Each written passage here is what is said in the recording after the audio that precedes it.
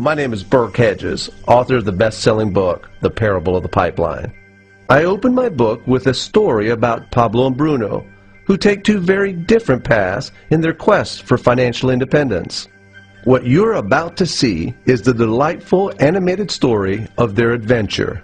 So, sit back, relax, and enjoy the life-changing lessons in The Parable of the Pipeline.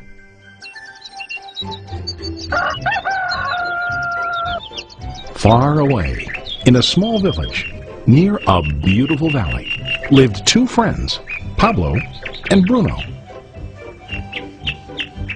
They were both young and dreamed of a better life for themselves. They'd often discuss their dreams about how they would become the most successful men in the village. They weren't afraid of hard work, and they searched for opportunities to help realize their goals and achieve their dreams. One day, an opportunity presented itself.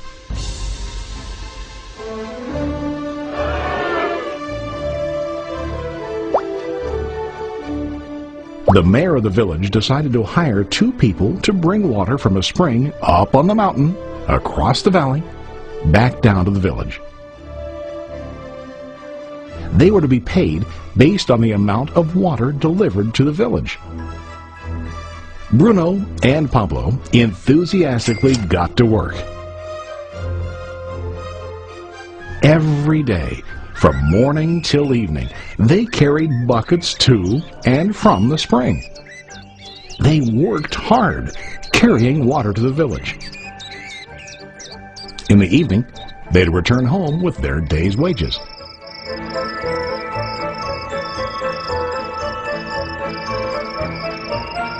Bruno was satisfied with his work and the money he earned.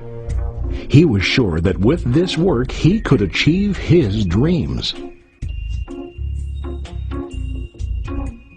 Bruno thought that to increase his wages he could use bigger buckets to bring more water each trip.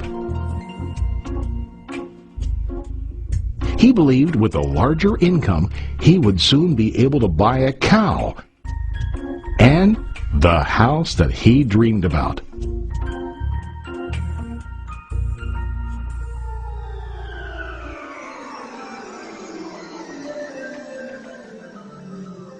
Now Pablo was not satisfied. At the end of the day, his back and hands ached, and he was exhausted. He was looking for an easier way to earn more. One day an idea occurred to Pablo. He imagined building a pipeline to deliver the water from the mountain spring to the village. With this pipeline, he could get more water to the village without carrying buckets back and forth from the spring to the village. Soon, he got very excited about his idea and began to plan. Pablo, of course, shared his idea with his friend Bruno and asked him to join with him to work on and help build the pipeline. Bruno thought the idea was crazy. All Bruno could think about was what his money could buy today and how to get it quicker. He felt that building a pipeline would slow him down and delay him in achieving his goals. Instead, Bruno got bigger buckets and went more often back and forth, fetching water. He was sure that with this method, he could make more money. Pablo decided to build the pipeline on his own. He understood that it would not be easy to build, and it would take time to complete the pipeline. Pablo knew that it could take several years to finish, but he set his mind on his goal. Every day he worked and carried water like before. But on weekends and during his spare time, he worked hard to dig in the rocky soil and build his pipeline. In the first month, there was little to show for his work.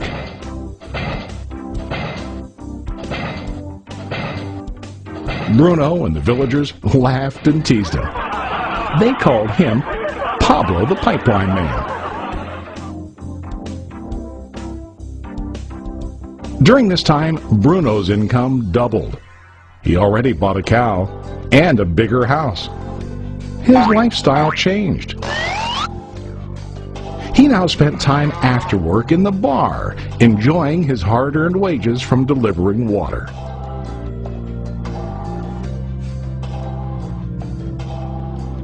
What Bruno didn't realize was that his body was starting to stoop from carrying the heavy buckets every day.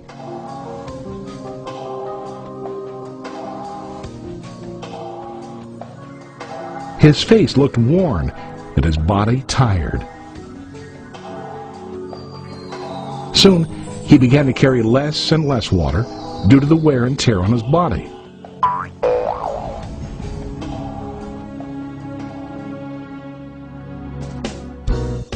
Month after month, Pablo worked. Soon a year passed, and then a second year. Finally, Pablo finished his pipeline. He now used his pipeline to deliver water to the village instead of carrying buckets. Pablo was now earning more money than ever before. The water continued flowing to the village, while Pablo wasn't working.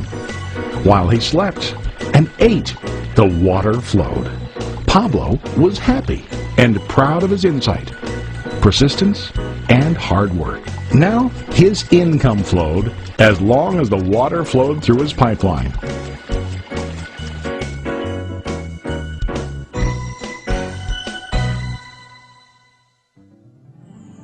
The story of Bruno and Pablo is a reflection of life. Their jobs symbolize what most people do to earn money. Bruno gets his money using buckets. He goes back and forth, carrying his buckets from the spring to the village in exchange for money. To increase his income, he either has to go more frequently to the spring or to use larger buckets. It's common in real life to increase our income by working harder. For example, working overtime or getting a second job. We also increase the size of our buckets by accepting a higher paying position, which often includes spending more time on the job. Most of us exchange time for money like Bruno. We know that every person has only 24 hours in the day and that it's not possible to use all our time to work. The most difficult time comes when we can no longer exchange time for money due to age, health, or other reasons. Then, our income stops. Now let's review what Pablo did. Very wisely, Pablo did not exchange all of his time for a limited income, but he used some of his time to build a pipeline. He knew that the pipeline would bring ongoing income as long as the water flowed. An ongoing income that multiplied the time he worked each day. Pablo knew that someday, maybe because of age or health, he would no longer be able to exchange his available time for money. Pablo knew that if he could make his idea of a pipeline work, then he only has to do the hard work of building the pipeline. After the pipeline was completed, Pablo was able to monitor and maintain the flow of water to ensure that his income will continue. Pablo has shown us that to earn an income, we don't always have to directly exchange time for money. There really are better ways.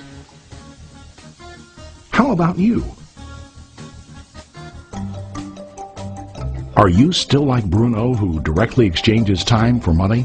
Or do you want to be like Pablo, building and maintaining a pipeline for ongoing income?